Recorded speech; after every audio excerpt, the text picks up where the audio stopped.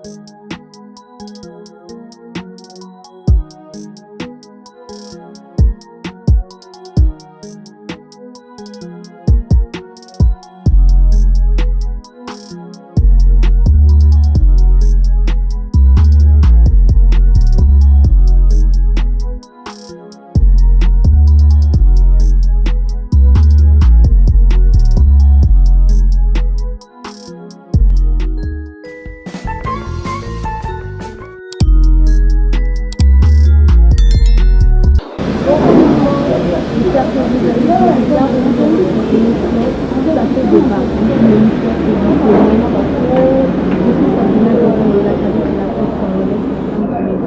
présentatrice de cette émission.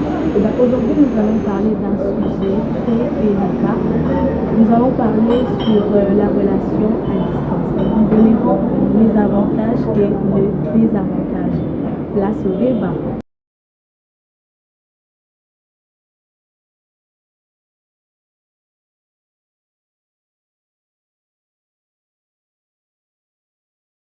Ah ouais, moi je pense que tout le sujet. Premièrement, félicitations parce que ils ont sujet moi bien. Ils ont sujet moi je pense que ils deux même battu bien les balles en ambition na bandaku par rapport à s'il y a ba relation à distance. En fait, je ne dirais pas que moi de ma part, je ne dirais pas que relation à distance ils ont ma bé pèse bien. Mais au moins, premièrement, toute relation dépend premièrement na mobali. Mobali ndé aye ba relation na ça là est-ce qu'ils sont sérieuse ou pas. Réseaux sociaux, ils ont bien, ils ont aidé biso lelo peut-être qu'on garder communication na bato baza musika, bato tozala na bango de près lo ba oma musika. Mais lelo réseaux sociaux comment peut utiliser pe na ndenge ya mabe. Lelo sotali na réseaux sociaux tu verras na ba réalité à lelo, je parle plus de la réalité à lelo. Sotali na réseaux sociaux de un, tu verras non homme marié à sauter.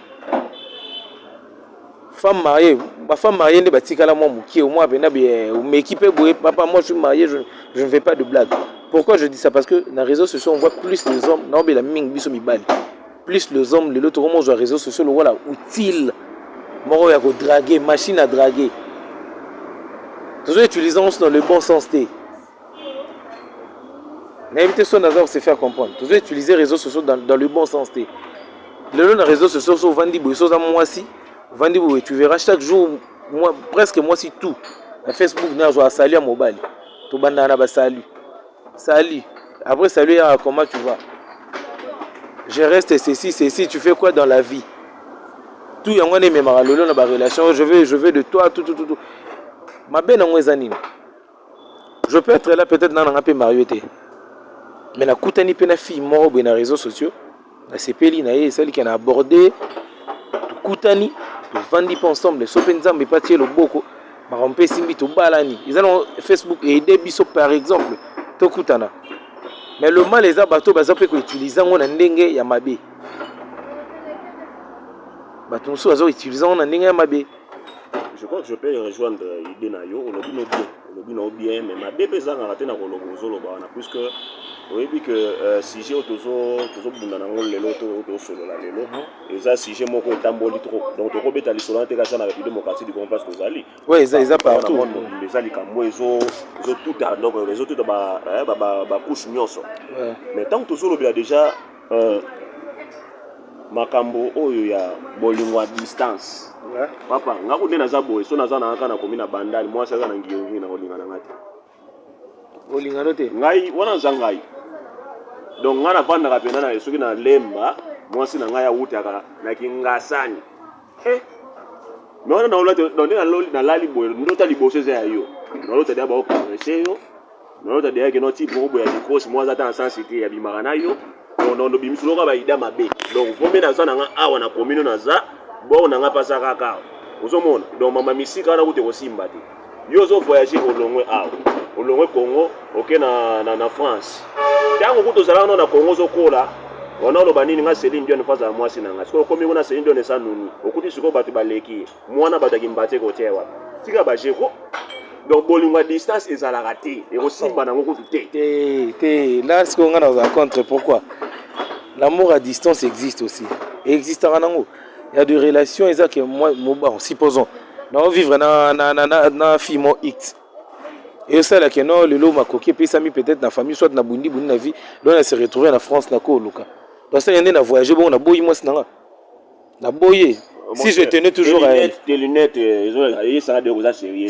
Parce que, non, ma bozo, ma bozo, ça l'a raté. Non, tu as raté que nous avons une émission, tu vas dans plateau, tu vas raté. Les amis, nous sommes mis ça au sol, mais la vie normale, où il y a un bête à yo, ça l'a raté. Mais pourquoi tu bois, il y a congé dans l'inga, tu bête à chaque jour. Mais tu sais que moi, ça s'appelle dans l'année, yo, ça dans lemba, moi, si na yo, abîmé la biso na kinkol, yo, chaque jour, il faut des transports. Mais est-ce que na bolingo photo que tu as appris à chaque jour? Ah, merci, parce qu'on a l'obité. Bago na yo, tom so sa bachwa na yete. Ye tom so linga rabeta chaque jour, yo linga planifier bon côté. Donc faut le comment doser pour le transport exact. Alors moni que non l'obita wa yete lobi yete, ba penser aux ala toujours négatif papa. Alors pour na robebi ça m'a emboté, pour na ngai pour linga distance. Kenya na sa ngote. Je suis d'accord avec toi. Naza vraiment d'accord avec toi. Yo ba fan. Na fan. Pour linga distance ezalaka nango eza na bato basalaka ngo mais eza sérieux donc moi to peut utiliser yango wana po eza sérieux te tout d'abord euti pas mibali po bamibali bazalaka na poto selo bango bakanisaka soki alingi mwasi na kini donc la fille aza complexe esika azali alors que c'est pas le cas ça n'a rien à voir na poto ambassade no bakanga te visa baotikalaka opimela mais oui. Donc quand même pour la compassion lorsque vous allez elle trouve des sentiments au déjà que non elle est tombée amoureuse lui peut danser en retour ça ne vaut pas la peine de et beaucoup d'entre eux sont déjà mariés pour notre mariés comme tous mariés mais ils n'arrêtent pas de draguer à Wanaki n'a évité tout là on ne sent pas de nous mais vous avez raison mais vous avez raison à 100% vraiment. Ah oui. Parce que la façon dont ils ont prouvé juste que vous avez attaqué plus les balles. Mais laisse-moi te dire, il y a des cas où ma baie où tu as pris la passe. Et ça, je suis victime. En parlant de relations en distance, ce n'est pas seulement de relations où tout débute dans les réseaux sociaux. Pas forcément. Il y a des relations qui ont commencé ici et l'autre s'est déplacé. L'autre s'est déplacé à Bini. Quand on a Bini Kuna, au début c'est bien, chérie, je suis là, on va commencer à parler. À chaque moment, beaucoup bien, on me dit pourquoi tout ça, en contact. Mais par contre, c'est le temps qui prouve réellement s'il y avait l'amour. Où vous pouvez dire, où vous allez durer. Pourquoi je dis ça? Je suis un exemple. J'étais avec une fille, autre Ghana Bakassi. À un certain moment, il fallait quitter la ville, à quitter le sud de Moka, pour que ça la réussisse. Alors, parce que la parole n'est pas quand on va chez Kuna, on est bandé les acquis bien. Et on se rappellera un an à Bissou Moko, et Bakisa Mara, il y a Kuna Nashi, ma contact. Au début, tous ceux qui vraiment a fait. Mais après le temps, Après le temps, comme il rebelle. Non, après le temps, bandi banamoko rebelle. J'ai pas encore fini. Ce n'est pas moi qui était la source du problème. Par contre, elle, la première personne à poster avec mon bail c'était elle. C'est normal. Oui, mais nous fondons la base pour comme ça. Pardon, attends, j'aimerais te comprendre. En fait, il parle de ce qu'il a vécu. Je parle de ce que je vis. Donc, j'ai vécu, ça l'a raté, papa. J'ai vécu, mais ça l'a raté. Mais tout partout. Ça n'a pas de problème, mais ça, t'es papa. Pas sango. Symbole, alors, je dis ceci. Alors, pendant que moi, j'espérais toujours en elle, pendant que je pensais à elle, pour une première fois, mon qui statut naïe, n'a mon bali non, mon statut est à la que au statut juste pour une amie, tout ça pour nous faire plaisir et banaka. Mais comment ça y est banaka? Comment ça y est banaka? Non. Qu'est-ce qui prouve? Non, bon, mais expliquez bien. C'était dans un restaurant où il y avait à poster ma photo belé. Moi, donc, ça dit vraiment corps à corps. Elle a défini chaque personne. Corps à corps, moi je viens de. Non, ce n'est pas. Maman, et l'autre il s'en a tu sais très bien que j'ai raison. Maman, tu sais très bien que j'ai raison et il y a une certaine différence entre amis. Mais comment ça, il y a la différence? Je suis en train d'expliquer. Corps à corps, c'est pas une. Non, je n'ai pas dit forcément corps à corps aux amis. la fille était en train de louer son homme. Comment ça, Donc, louer? ah, au lieu que non, non, non, Tika ya louer, sisa kills na ye passe na kosa kills. je parle pas de louer au sens, Sili sangoka. je parle pas de louer au sens que louer une nzambe et tout ça. Donc quand on va prouver c'est quoi, qualité, tu vois, bilo moi bon. Qualité pas étant que ami. Non, j'ai dit ceci pas étant qu'ami. Je peux pas. Attends, ça fait beaucoup d'années. Ça fait beaucoup d'années. Je peux pas pu retenir parce que c'est pas important. Et je comprends que tu es jaloux. Tika mninga so C'est normal, j'ai dit. Papa loba na. En fait, je veux. Attends, après, non, si papa n'a pas juste après ça. Lorsqu'elle a remarqué que la monnaie statue, dis-moi combien m'a dit nangai. Combien m'a dit, c'est moi qui étais en train de la forcer. Et combien de gens sont en train de combien nangai, na midi tout ça n'a pas quoi.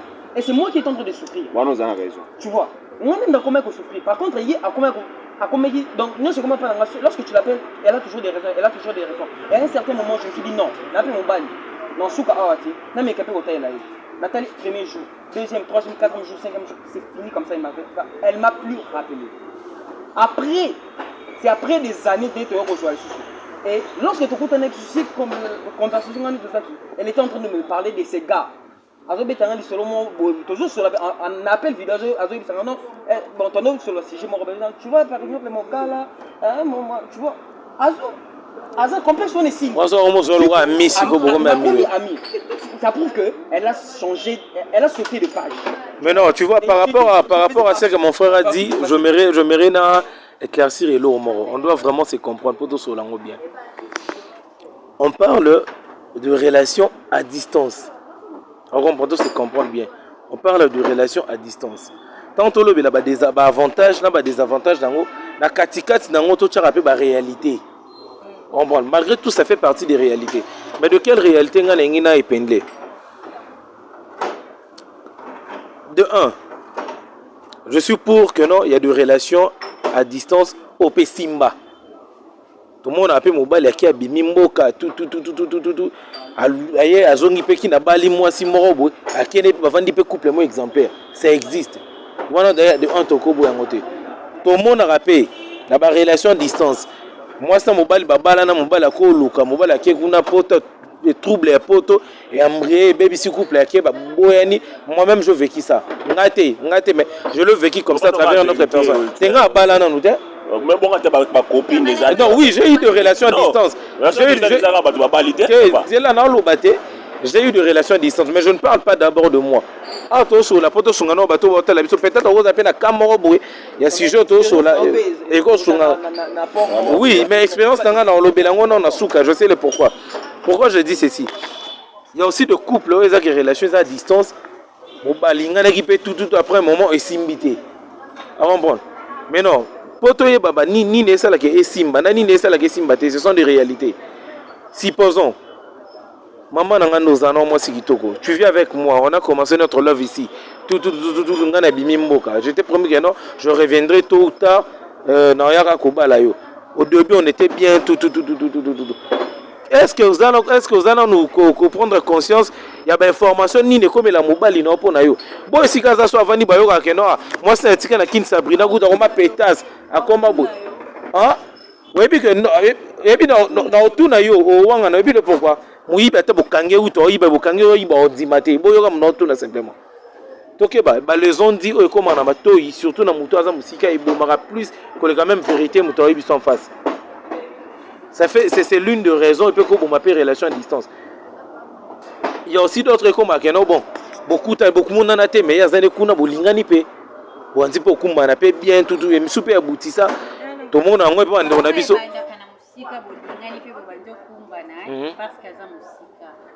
Parce qu'ils ont sur le terrain, à ta peine, et là on a dit que ça la capture d'écran et numéro qui cherche à et les restes, j'ai déjà. Et moi j'ai vécu ça. Bon, toi tu as vécu ça. Moi aussi j'ai de réalité où on a peine à vécu. Moi j'ai eu de relations à distance où ils ont bien. T'es Ezali. Sérieux Ezali. Il y a des cas exceptions et des alaka. Mais pas forcément qui n'intimité. Non, adopté. T'es Ezali nango, mais sauf que ils ont monde où ils ont tellement tellement tellement glissant que oko banda pe bien osukisi pe mabe oko banda pe mabe osukisi pe bien. Oui, mais na makamba boye. Moi je veux parler dans la sujet sur et là au moment qui au début moi je vais plus me focaliser sur les relations à distance dans ma Réseaux sociaux. Parce que j'ai parlé de mon vécu, de ce que moi j'ai vécu. Alors, des relations à distance, oui, banaka, surtout sur les réseaux sociaux, sans que tout le monde en a parlé et qu'il y a une musique. C'est sûr. Pourquoi? Parce que je me justifie. Ouais. L'expression faciale, tu vois quand on se la tu sais que quand Sabrina sort certaines phrases, soit Bimi, si on a tant mouroué, si on a tant nommé, je sais que Sabrina est en colère. Je sais que Sabrina n'a pas aimé ce que je fais. Je sais que Sabrina était le bilan boué, attends le bilan mais le nid il a créé la siliki. Et le nid c'est que c'était juste pour blaguer. Donc connaître la personne. Alors, vraiment. Quand une personne est loin, vous ne vous êtes jamais vu, non de bonne honnêteté, vous ne parlez qu'au téléphone et tout.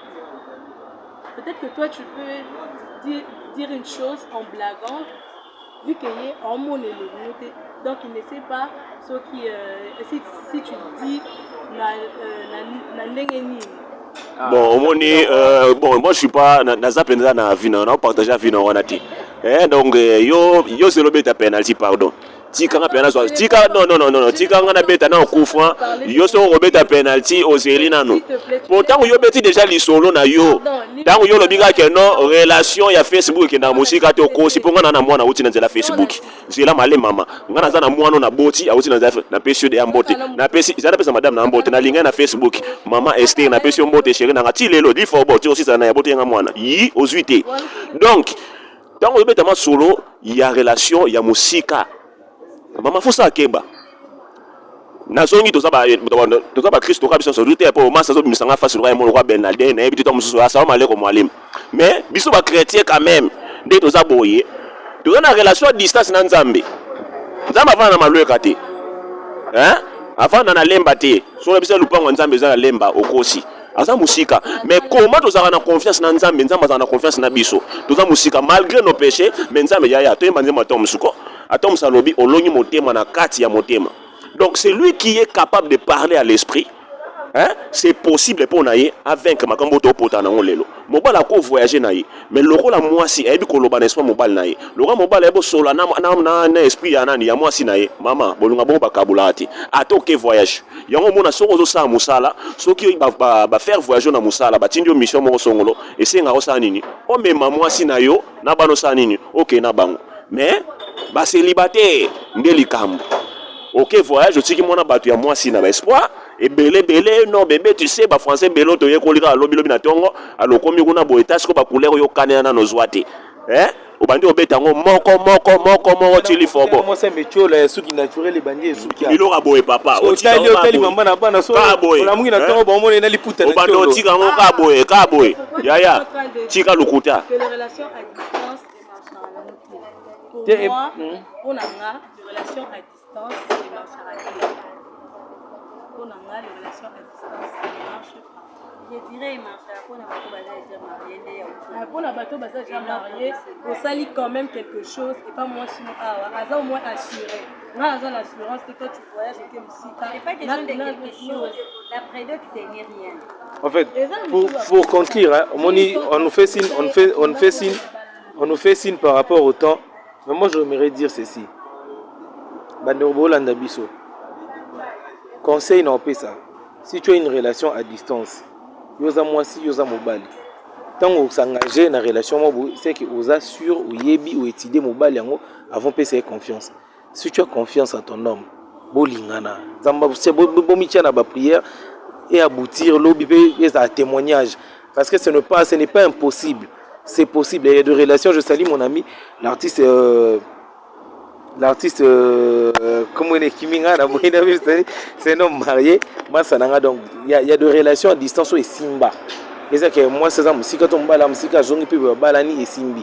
Mais ma baisse, je n'en fais la conscience parce que les aventuriers peuvent bêler dans les réseaux sociaux. On a basté des bali, tous les aventuriers. Aujourd'hui, tous les réseaux sociaux, le stade des martyrs, on a biso, chaque jour, tous les matchs à derby. Donc il y a un match de derby, il y a un bi na pour ça les coca, il y a un akimi. Donc zala conscient, zala sérieux, s'engager tu as relation dans la prière. Yo so kutena mbal mo na réseau sociaux première fois kutena milana gene. Yo mo so ko me na tembo ka so bosuka. Donc vous comprendre ilo na loba. Donc merci beaucoup yanga ya suka oto ki ko loba par rapport ya temps. Et ça kaka pasi papa maman ozolanda biso. Mais surtout mingi ngana betaka c'était ça likama motema. Oyebi que Adam tant basali Bible ezoloba que le créa l'homme et la femme et tout monde kaka mobali. Moi c'est azati nzokande l'intérieur de l'homme c'est la femme et l'extérieur de la femme c'est l'homme. Et pour Adam a découvrir Ève sengela ka lekana pongi donc akufa. Basali les moi si relation à distance. Basi côte ba kesa la boye. Donc tant mobali yake mobembo to moi ça ke mobembo ya kufa na ba sentiment. Donc boma pena oyebi mutu akufi kwa davu kata ba memele moi ça mutaka la bolimbisa ngai akosa elorote. Ate ba memele eloko na papa lipa yango yo kada va kolia ngote donc kufa na ba sentiment zela mutu na yo oyo yo oponaki zela mutu na yo o motema na yo e kangana na ye en tout cas yo zamala mais soki o mitiki ya neti biso boye na mbongezo de kana kishasa wa lukute tika en tout cas nzambe ka pardon. Bon nga pona ko ça en fait ça rajoute un petit conseil et surtout et pas minanga mibali andikolanga mibali. Conseil n'est simple. Conseil n'est vraiment simple. Et surtout pour na bandeko nanga ba célibataire. So moni no balate. No moni non vraiment balate au s'engager na nté. So za na likango. So moni que ngo voyager ko tika na espoir rebelite. Pour no moni lourde. O moni lourde. Atanga eux. So na likango rien. On tient na espoir rebelite. Tono bimaruna. Donc je ne peux pas commencer à nous nourrir d'espoir, moi, beauté. Simplement, que nous avons de façon moi. Alors, risque d'être 3 ans, 5 ans en général. Entre temps, et vous allez désavantager et pas naïf. Bande de mi bal. Non, tu côté na basi, non, tu côté na basi à jarna jarti. Un jour, ton obi malibanda au monde à basi. Surtout yo. Na lobi ngai vraiment. Donc, on va vous na mi yebi bien. Alors, on a prononcé ça. La fin du cas, on est au début, que la relation à distance, oui, dans les réseaux sociaux et qu'elle a aussi été. Le conseil est que nous chez les femmes. Sur mobile, on niveau les réseaux sociaux. En tout cas, déjà, quand soit tu lui dis, alors aussi, Kazali, alors on est en face. Parce que je t'aime, tout ça, après on sait nos vidéos. Après, on dit que non, chérie, je suis excitée. Yo, ça, la nuit, on est raté. On est raté. La distance, non, tu coûtes à la tête. Là, non, ça, la nuit. Ce qu'on a fait nos vidéos, on a comment abonner à Marsavko. Voilà un peu. Entre parenthèses. La relation à distance sur les réseaux sociaux, tu es femme, si un homme te drague dans les réseaux sociaux, dis-lui de quitter là où il est, ailleurs le lingo et si qu'on s'aille. Sur le lingo vraiment, il le fera. Soit l'ingé yoté, bah si belé bah ça tout autour de lui, alors elle ira. Pour ceux-là, déjà à la circonstance de Kesami, alors l'autre a quel amour comme frère.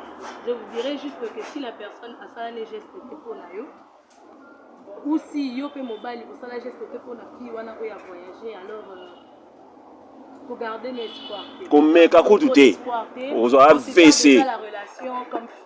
Donc pour garder le coup d'espoir, là nous déjà me bandit. Donc voilà. Vous avez entendu moi dans ma yelle on a lobby bien. Eh la famille. Ok, pour terminer, je dirais relation à distance. À mon avis, ça n'existe pas, mais il y a ceux qui ont à distance et et alors on a empêché mon côté n'a pas besoin d'ailleurs ou bien d'avoir sentiment d'ailleurs. Donc on a c'est cette question qui est oui comment gérer relation d'ailleurs que ce soit en distance ou pas. Donc merci. Tant bobo y a un adage qui dit l'amour supporte mieux la distance que l'absence. Oui bien, oui bien d'agent. On ne refuse pas. C'est vivre, c'est ce qui pose le problème. Et supportera une distance qui est absence. Tu sais, tu peux être avec un homme mais il est absent.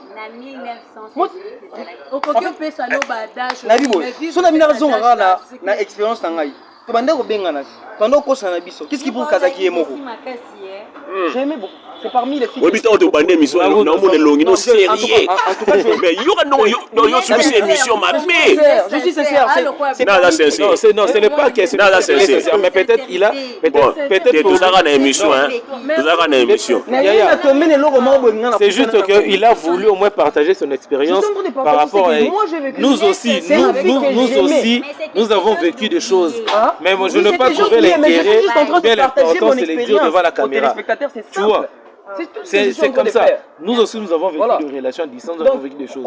Mais je ne trouve pas l'importance peut-être sur le moment de la caméra. Parce que quoi boutir, on est l'autre côté. Il faut le dire pour aider les autres. Non, vaut mieux appeler ça conseil qu'il y a le sujet. Yango bolingo faut tika la ka yama ina poisson. Beta vécu na yo ka bonati à comprendre que à circonstances oyo za nango ngape na zaki nango et tout comment juste aux rubriques il y a le vécu dans le bango. Mais c'est la même chose, on parle de la relation, on parle de nos vécus. J'aimerais signaler que nous sommes à l'espace Parius House. Donc nous sommes comme ça bon marché. Non, Elengi, en tout cas, si que ça qui tourne ma casse, c'est tellement classe. En tout cas, mon papa bien zali, surtout mon papa mon naturel. Hein. Les hommes peuvent pas défater, c'est la bisonine, ni boili colote, ils appellent ya bonzambe zo kota, mbule bete te mon papa zo kota donc l'ipeka je souffle. Donc on a sepé na place au donc en tout cas ça. Mais to beta to sepé na cadre, to beta tour na cadre qui to eza na bon marché vraiment beau c'était là. Ya rolia vous a wapi nga bobino olali. Donc j'en profite de saluer batoto balinganga. Je vois comme ça Samuela Moussaouma la Mbaya, la fille à la taille S, je vois comme ça. FM, bon malheur, l'autorité morale, mon ami. FM, merci pour l'assistance. Il y a l'autre quartier de l'émission, lui c'est Jérémy Kahanga. Et puis, tout balinganga de partout où vous êtes. Donc, autant que tout est vous s'abonner massivement à la chaîne Nabiso, vous partager les liens. Pour ça, là, vraiment, biso bien. Il y a tout beau ça, c'est que tout ça. Encore, c'est monsieur Blungabaniaou. Lui c'est qui? C'est Chris Loval, le réalisateur jusqu'au bout. Voilà. Moutatika image à défaut. Moi je fais mes donc je profite na pesa bien mbote nazalo kwa bangote bolingo à distance mais kaboli bango mengai bolingo à distance moi sina na ndako na pesa mbote. En tout cas maman Esther babizé belé pour na yo boko elanga prine na nga malamu.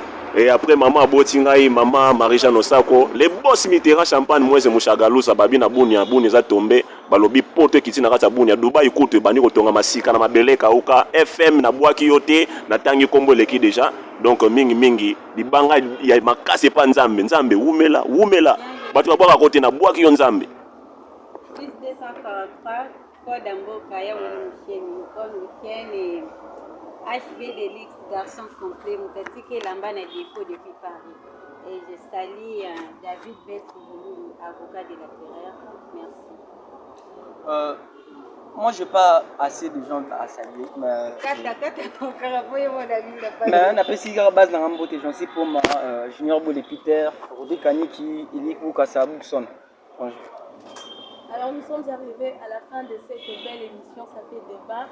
Merci à tous ceux-là qui nous ont suivis avec attention, avec amour. Je vois là ma maman chérie Nadine Kondi Devolo, je vois ma soeur Joyce Tendo, je vois ma soeur Valence Yamafuta. Restez branchés et connectés sur votre chaîne Raymond officielle. Et surtout n'oubliez pas de vous abonner juste là et d'activer la cloche de notification pour être notifié à chaque fois que nous posterons une toute nouvelle émission comme cette émission.